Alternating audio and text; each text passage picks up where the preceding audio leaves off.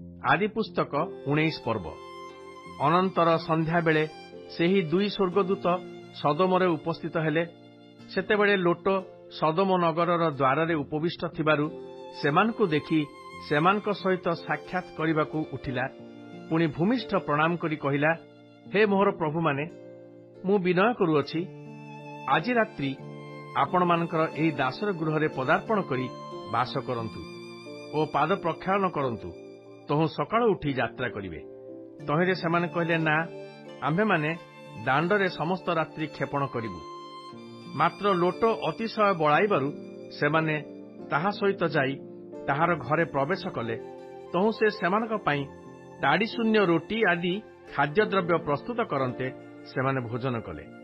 मात्र सेमाने शयन करिबा पूर्वे सेही नगरर लोकमाने अर्थात सदोमर युवा वृद्धादि समस्त लोक चारिआडी आसी तार घर घेरिले। पुणी लोटकु डाकी कहिले, आज रात्रि रे जेउ मनुष्य माने तुम घरको आसिले सेमाने काहांती? सेमानकु बाहर करी आम्भ मानक पाखकु आण, आम्भे माने सेमानक ठारे उपगत हेबा। तहिरे लोट बाहरको आसी द्वार बंद करी कहिला, हे भाई माने, मु विनय करुअछि, एपरि दुर्व्यवहार कर नाही। देख, पुरुष अस्पृष्टा मोहर दुईटी कन्या अछंती, सेमानकु तुममानक निकटकु आणुअछि। तुममानक दृष्टि जहा भल ताहा सेमान प्रति कर, मात्र सेही मनुष्य मानक प्रति किछि कर नाही, कारण एथि निमंते सेमाने मो छात तळे आश्रय नै अछंती। सेतेबेले सेमाने कहिले, खुंची जा। पुणी कहिले, ए लोकटा आम्भ मानक मध्यरे प्रवास करिबाकु आसी आम्भ मानकर विचारकर्ता हेबाकु चाहे। एबे सेमानक ठारू तो प्रति आहुरी कुव्यवहार करिबा। तहु सेमाने सेही मनुष्य अर्थात लोट प्रति बल प्रयोग करी कबाट भांगिबाकु गले। मात्र सेही दुई जन हस्त बढ़ाई लोटको गृह मध्यरे आपणा मानक निकटकु टाणी नेई द्वार बंद कले। पुणी द्वार निकटवर्ती सान ओ बड़ समस्तंकु अंध कराइले। तहिरे सेमाने द्वार खोजु खोजु परिश्रांत हेले। अनंतर सेही व्यक्ति माने लोटकु कहिले, ए स्थान रे तुम्हर आउ किए किए अछंती?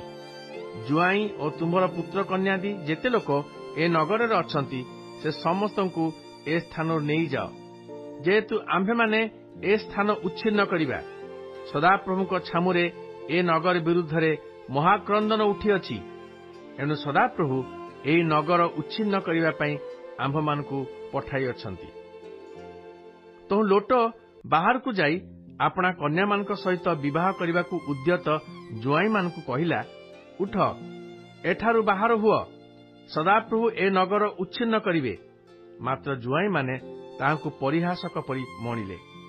आरो दिन प्रभात हुअन्ते दूत माने लोटको चंचल कराई कहिले, उठ, आपणार भार्या ओ जेउ दुई कन्या एठारे अछंती सेमानकु घेनी जाओ, नहिले नगरर दंडरे विनष्ट हबो।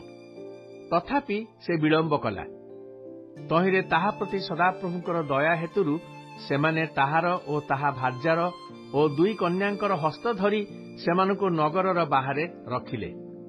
एही रूपे सेमानकु बाहर करी आनिला उत्तारे सेमानक मध्यरु जणे लोटकु कहिला, प्राण रक्षा निमंते पळाओ, पछ आड़कु दृष्टि कर नाही ओ एही समस्त प्रांतर मध्यरे हे रुह नाही, पर्वतकु पळेई जाओ, नहले विनष्ट हबो।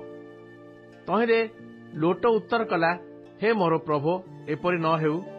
एबे एही दास प्रति अनुग्रह ओ महादया करी प्राण रक्षा कले। मु पर्वतकु पळाई जाई न पारे, के जानी विपद घटिले मरिजिबी। देखंतु, पळाई जिबाकु सेही नगर निकटवर्ती ताहा क्षुद्र, सेही स्थानकु पळाइबाकु आज्ञा करंतु, तहिरे मोहर प्राण बंचिब, ताहा कि क्षुद्र नुहे? तहु से कहिले, भल, आम्भे ए विषय तुम प्रति अनुग्रह करी सेही जो नगरर कथा तुम्भे कहिल ताहा उत्पाटन करिबा नाही। तुम्भे शीघ्र सेही स्थानकु पळाओ, जेहेतु तुम्भे सेठारे उपस्थित न हेले आम्भे किछि करि पारु नाही। एणु सेही स्थानर नाम सयर अर्थात क्षुद्र हेला। अनंतर देशरे सूर्योदय हुअन्ते लोट सयरे प्रवेश कला। तेबे सदाप्रभु आकाशरु सदाप्रभुक निकटरु सदम ओ हमरा उपरे गंधक ଓ ଅଗ୍ନିବୃଷ୍ଟି କରି ସେହି ସମୁଦାୟ ନଗର ଓ ପ୍ରାନ୍ତର ଓ ତନ୍ମଧ୍ୟସ୍ଥିତ ଲୋକ ଓ ସେହି ଭୂମିରେ ଜାତ ସକଳ ପଦାର୍ଥ ଉତ୍ପାଟନ କଲେ। ସେହି ସମୟରେ ଲୋଟର ଭାର୍ଯ୍ୟା ପଛ ଆଡ଼କୁ ଅନାଇବାରୁ ସେ ଲବଣ ସ୍ତମ୍ଭ ହେଲା। ଆଉ ଅବ୍ରାହମ ପ୍ରଭାତରୁ ଉଠି ପୂର୍ବେ ଯେଉଁ ସ୍ଥାନରେ ସଦାପ୍ରଭୁଙ୍କ ଛାମୁରେ ଠିଆ ହୋଇଥିଲେ ସେହି ସ୍ଥାନରେ ଉପସ୍ଥିତ ହୋଇ ସଦୋମ ଓ ହମୋରା ଓ ପ୍ରାନ୍ତରସ୍ଥ ସମସ୍ତ ଅଞ୍ଚଳ ପ୍ରତି ଅନାନ୍ତେ ସେହି ଦେଶରୁ ଭାଟିର ଧୂମତୁଲ୍ୟ ଧୂମ ଉଠିବାର ଦେଖିଲେ। ଏହି ରୂପେ ସେହି ପ୍ରାନ୍ତରସ୍ଥିତ ସମସ୍ତ ନଗରର ବିନାଶ ସମୟରେ ପରମେଶ୍ୱର ଅବ୍ରାହମକୁ ସ୍ମରଣ କଲେ।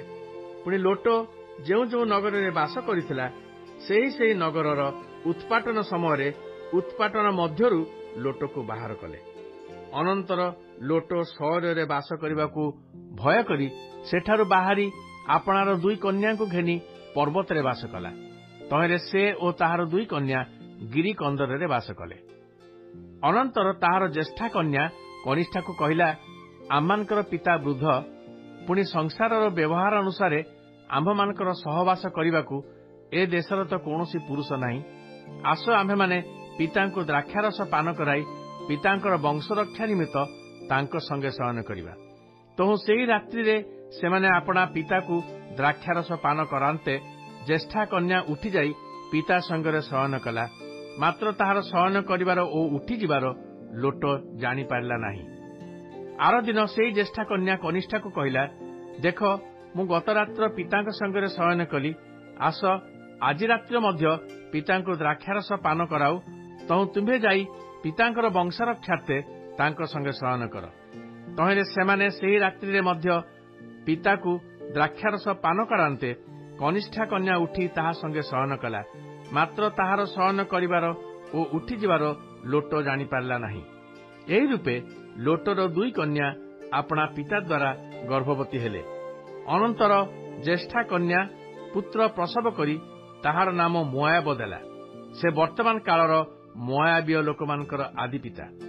ପୁଣି କନିଷ୍ଠା କନ୍ୟା ପୁତ୍ର ପ୍ରସବ କରି ତାହାର ନାମ ବିନ୍ ଅମି ଦେଲା। ସେ ବର୍ତ୍ତମାନ କାଳର ଅମୋନୀୟ ଲୋକମାନଙ୍କର ଆଦିପିତା।